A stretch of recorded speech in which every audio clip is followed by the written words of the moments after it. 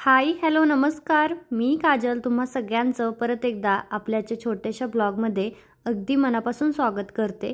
तर फायनली आज मी दिवाळीची साफसफाई करायला काढली. दसऱ्याची मी काय केली नव्हती, म्हटलं चला दिवाळीला तरी करूया. आणि मला माहिती आहे तुमच्या सगळ्यांची होत आली असणार, मी सगळ्यात महागा राहिले असेल, कारण इथे सुद्धा सगळे आजूबाजू सगळे किती दिवसापासून सफाई चालू आहे. तर फक्त 2च लिक्विड वापरून ना मी सगळं माझं घर आज ना एकदम चकाचक क्लीन करणार आहे. तर हे ना क्लिनेट्सचं बाथरूम आणि टॉयलेट क्लीनर आहे. आता टॉयलेट क्लीनर आहे ते आपण फक्त टॉयलेटसाठीच यूज करू शकतो, पण जे बाथरूम क्लीनर आहे ते आपण ऑल सरफेससाठी यूज करू शकतो. जसं की फर्श म्हणा, हे खिडक्या, काचा, मिरर, हे ते बेसिन सगळंच आपण याने किचन ओटा वगैरे हे सगळं साफ करू शकतो. फक्त पाण्यामध्ये ना किती पण एक बकेट जर पाणी घेतलं तर एक टोपण इतकंच लिक्विड टाकायचं आणि खरंच खूप इफेक्टिव्ह आहे. मी कोलॅबोरेशन करायचं म्हणून रिव्ह्यू देत नाही आहे.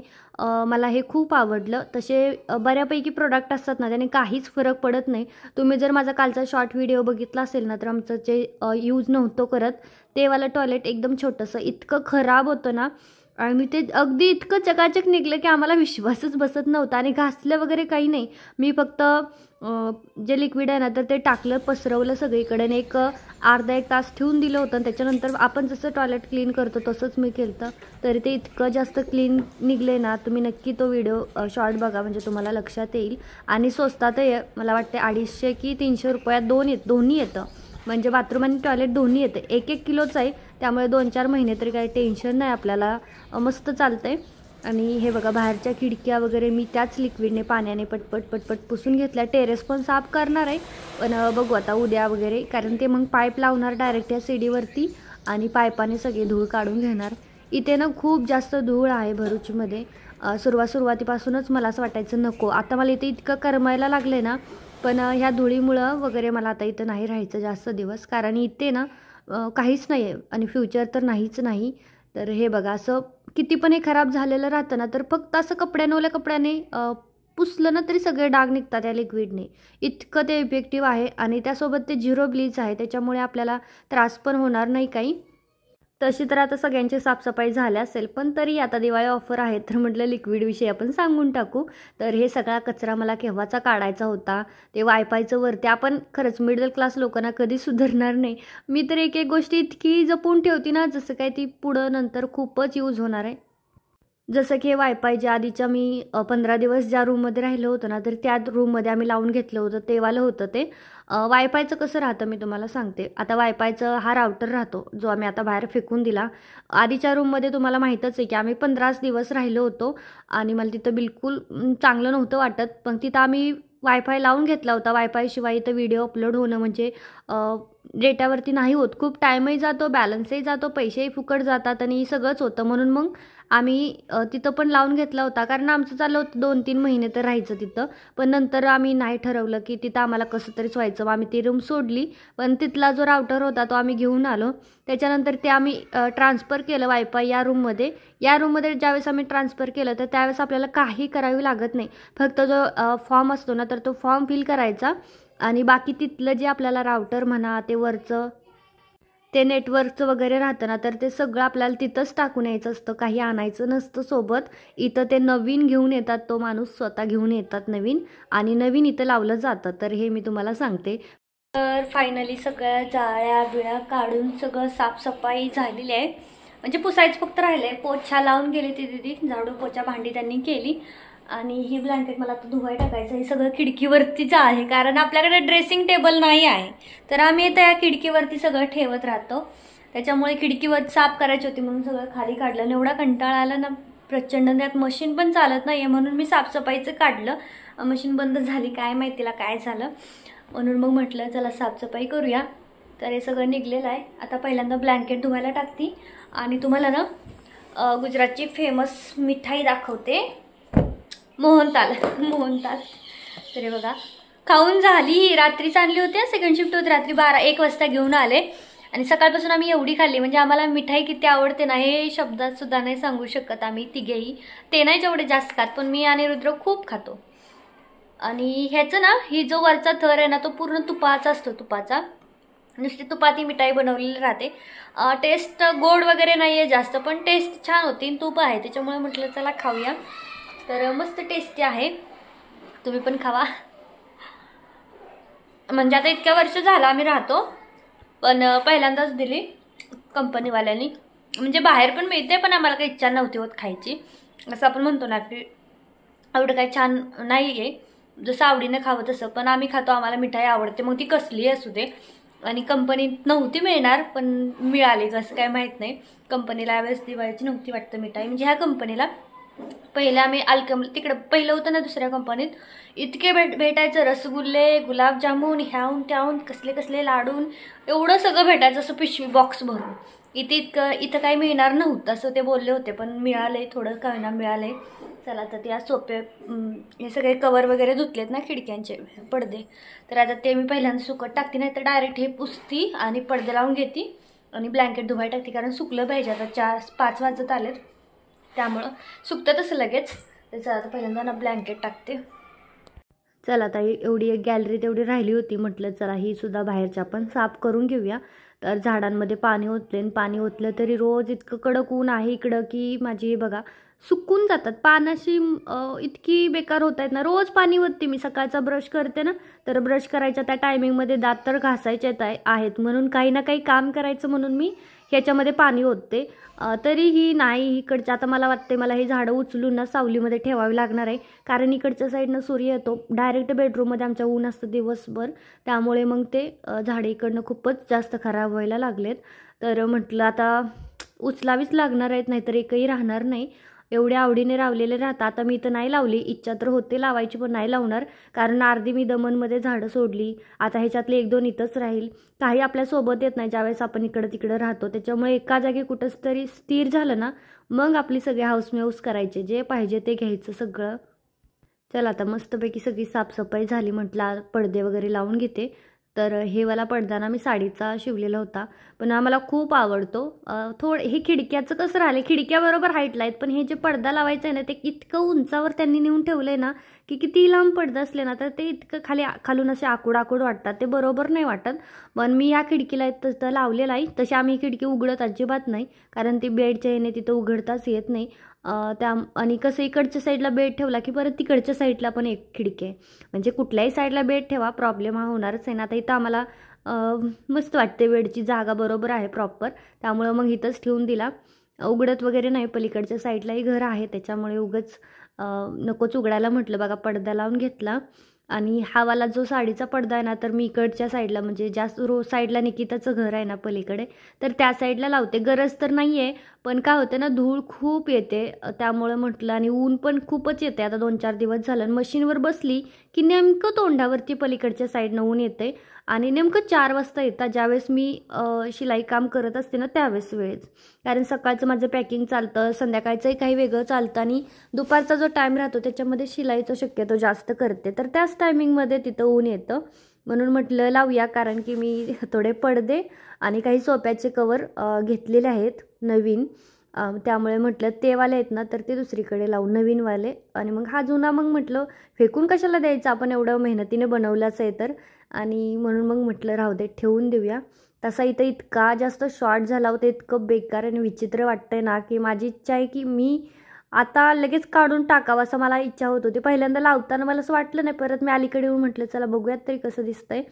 बघितलं तर इतकं ते उंच आकूड वाटत होतं, मला बिलकुल आवडलं नाही आहे. जाऊ दे, नवीन येईपर्यंत त्याला 2-4 दिवस ठेवते, आणि नवीनवाले कवर आले मग तेच लावून घेते पडदे.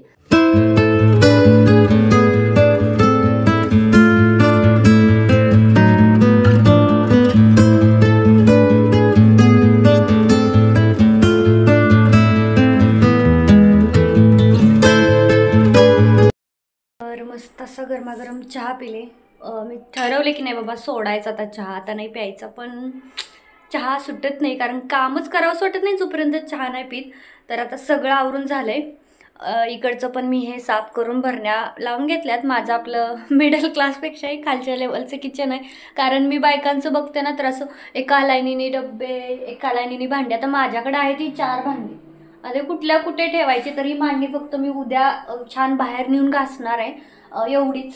बाकीचं मग हे इकडचं वगैरे आहे ना, तर ते मी पुसलंय, पण असं वाटतच नाही की मी ते पुसलंय, कारण ते तसंच आहे. काय बघा फर्श असं वाटतच नाही की मी साफ केलंय, मी काय साफ करते. मग ते असं वाटतंय ते तसंच दिसतंय, मग ते कशाला साफ करू, ते रोजच माझं छान असतं असं वाटतं मला. तर उद्या म्हणजे भरण्या मी आता फक्त लावून ठेवल्यात, उद्या ही सगळ्या खाली करणार आहे, सगळ्या घासणार आहे. तशा माझ्या भरण्यावरती ना असे डाग वगैरे असे चिकटपणा नाही आहे जास्त, कारण खाली जशा मोकळ्या होतील ना तसा मी धुवून मगच त्याच्यामध्ये सामान भरते, त्याच्यामुळे पण ठीक आहे. आणि उद्या मग ही खानाचे पण व्यवस्थित घड्या घालून घेईल सगळ्या फॅब्रिकच्या. हे जो बाजू ना तर ती मी उद्या आवरणार आहे. आणि उद्या हॉस्पिटलला पण आम्हाला जायचं आहे, उद्या बघू. कारण म्हणजे डोळ्याला ना खूप जास्त सर्कल झालेत, कशाच तरी काहीतरी कमी असणार, त्याशिवाय असं होणार नाही. तर आम्ही चांगल्या हॉस्पिटलमध्ये दाखवणार आहे त्यासाठी. आणि आता मी लागते माझ्या ह्या साफसफाईला, कारण हे एवढं मेन आहे जिथे आपण स्वयंपाक करतो. तर वरनं घासून घेणार आहे पटपट. तर ह्यावाल्याच लिक्विडने आता मी किचन पण पुसून घेणार आहे. पुसून म्हणजे घासूनच घेणार आहे. तर स्प्रेच्या बॉटलमध्ये ना हे लिक्विड एकच टोपण इतकं ओतलं आणि त्याच्यामध्ये पाणी भरून घेतले. मग ते पाणी सगळीकडे स्प्रे करायचं, घासायचं मस्त आणि साफ करून घ्यायचं. लगेचच छान स्वच्छ होतं. म्हणजे आज सकाळपासून मी ह्याला वापरते, पण छान स्वच्छ होते. आणि ते थोडासा इतकं काय असं चिकट नाही होतं किचन, जसं मी होतं सगळीकडे. माझं नमनचं पण किचन भरपूर चिकट व्हायचं, पण हे नाही होत जास्त चिकट, काय माहीत, पण नाही होतं हे. तरी पण म्हटलं जे आहे तेवढी थोडी आपण घाण आहे ना तर ती घासून मस्त घेऊया. म्हणून वर चढली, डायरेक्ट वर उभा राहूनच म्हटलं सगळी ही जी वरची फरशी आहे ना तर ती सगळी घासून घेऊयात. तर बघा पटपट घासलं सगळं आणि साफ करून घेतलं.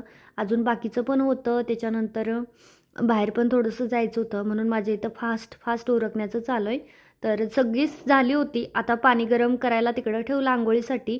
म्हटलं आता आंघोळीचं पाणी गरम होतं तोपर्यंत काय करावं, म्हणून हा मिक्सर साफ करायला घेतला. म्हणजे एवढंच लास्ट राहिलं होतं तेही होऊन जाईल अगदी. मग काय थोडं मोजकं राहील ते मग उद्या बघूयात. पण मिक्सर म्हटलं आता करून घेऊया. तर मी नेहमी कोलगेट यूज करते, पण आज काय माझ्याकडे कोलगेटच नव्हतं, तर यूज काय करायचं.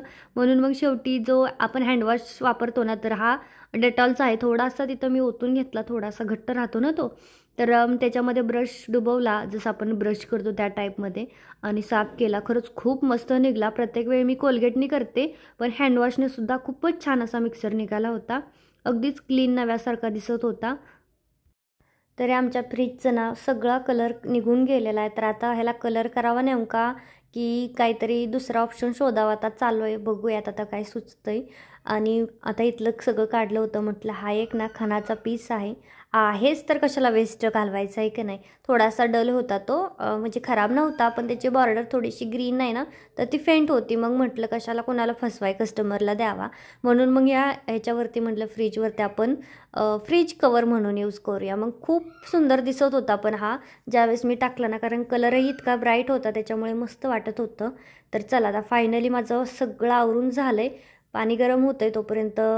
अजून हा एक ब्लँकेट पण धुवून झालं होतं मशीनचं, तर म्हटलं चला सुकायला टाकूया बाहेर.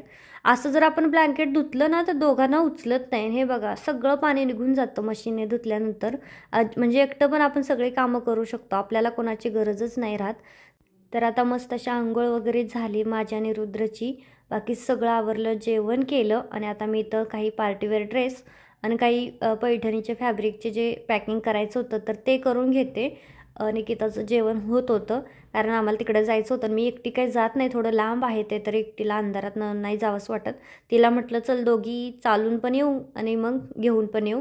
मग म्हटलं थांब तोपर्यंत आपण हे आपलं पॅकिंगचं जे आहे ना थोडंफार तर ते उरकूयात. आणि आता फक्त टीपॉय माझा साफ करायचा राहिला आहे, त्याचा नंबर उद्या, तो उद्या साफ करणार आहे, आज काय होणार नाही तो. म्हटलं आधी पॅकिंग करून घेऊ, घड्या वगैरे घालून व्यवस्थित, कपडा पण व्यवस्थित वरती राहिला ना मग काही काम राहत नाही जास्त.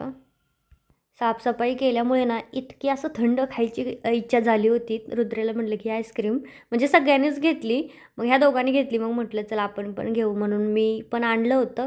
खरं तर आईस्क्रीम मला इतकं आवडतं, पण सर्दीची ॲलर्जी नसती ना तर मी रोज खाल्लं असं. मला इतकं आवडतं आईस्क्रीम की बसच. म्हणजे दिसलं ना तरी असं तोंडाला पाणी सुटतं. पण मी जास्त नाही टाळत. खावं तर गोळी खायला येईल, पण मी खात राहते. कधी तर खातेच, ज्यावेळेस मला इच्छा होती ना खूप जास्त, मग त्यावेळेस मी खातेच. तर आज पण खूपच जास्त इच्छा झाली होती, म्हटलं थोडंसं खाते आणि मग राहिलेलं रुद्राला देते.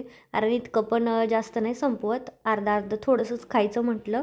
म्हणजे मन स्थिर झालं पाहिजे खाल्ल्यानंतर, एवढंच. तर रुद्रचं चाललं होतं की तुझं मला दे, माझं तुला दे, त्याचं पण सुरूच असतं इथं हे सगळं. तर आज साफसफाई होण्याचं कारण म्हणजे ही मशीन, कारण ही चालतच नव्हती. इतकं व्हील आहे ना त्याचं, ते इतकं टाईट आलं होतं ना, फिरतच नव्हतं. मग काही व्हिडिओ बघितले यूट्यूबवरती कसं नीट करायचं काय, सगळं चेक केलं, काही नाही, काहीच काम नाही झालं. म्हणजे कुठून पण सगळं ना खोलाखुली केली, हे केलं. त्या दिवशी सर्व्हिसिंग केली, पण काय माहीत कसं काय परत हे असं होतंय. तर बघूयात, लवकरच घेणार आहे मी आता ते जुकीची मशीन. तर जुकीची घ्यायची की जॅकची घ्यायची, बऱ्याच जणींनी मला सजेस्ट केली काही कंपन्या कमेंटमध्ये. तर बघूयात, अजून माझं सुरू आहे, पण कारण अजून पण दुसरा पण खर्च येणार आहे आता, आणि मग त्यामुळं बघू. तर कालच्या एका व्हिडिओमध्ये ना मला कमेंट आली होती की तू तर यूट्यूबचं पेमेंट घेतेस, तर तू असा 4,500चा ड्रेस नाही घेऊ शकत का वगैरे, मग आमच्यासारख्यांनी कसं घ्यायचं, किंवा तू गरीब म्हणते, मग गरीब कोण असतं ज्यांना खायला प्यायला अन्न नसतं 2 वेळेचं, ते गरीब असतात वगैरे वगैरे. बापरे, एवढी मोठी कमेंट. तर असं काही नाही की आम्हाला खायला अन्नपन्न आहे म्हणजे आपण गरीब नाही, असं थोडी होतं. तेव्हा गरीब केव्हा नसतं, ज्यावेळेस आपल्याकडे सगळं असतं, घर गाडी हे ते सगळं असतं तेव्हा, किंवा आपलं जी काय आपण कमवतो ते फक्त सेविंग होत असेल तेव्हा. आता इथं खर्चच इतका आहे की महिन्याचे 31 तारखेला असं वाटतं गरीब आहे आपण, सगळं पैसे संपून जातात महिना अखेरपर्यंत. त्याच्यामुळे असं नाही म्हणता येत की एका ह्याच्यासाठी 4,500चा ड्रेस नाही बाबा, पॉसिबलच नाही माझ्याच्याने. तर जाऊ द्या, चला, असं होत राहतं. तर फायनली आता सगळं आवरलं, आणि बघा की हे बघा, बुली हाय ना, माझं स्कर्ट ब्ल्यू, माझी पॅन्ट ब्ल्यू, मम्माचा टी शर्ट माझ्या टी शर्ट नाही बघा, मी 3D पेंटची मदतने काय बनवलं. 3D paint. जा, दरवाजा बंद कर, झोपायचा आहे. तर आज पहिल्यांदा असं झालं की आम्ही वेळेत झोपणार आहे. 10 वाजलेत, म्हणजे आता झोपायला आले म्हणजे 10:30पर्यंत झोपून जाऊ. तर फर्स्ट टाइम असं झालं कितीतरी दिवसातून, हळू कडी पण लाव, कडी लाव, किती दिवसातून असं झालंय. तर चला, आता आम्ही मस्तपैकी झोपून जातो. भेटूयात पुढच्या छोट्याशा छानशा ब्लॉगमध्ये. तोपर्यंत खुश राहा, मस्त राहा. लाईक, सबस्क्राईब, फॉलो सगळं करा. मग उद्या आणि मग असं छान छान व्हिडिओ बघायचं. ते बाय बाय. बाय.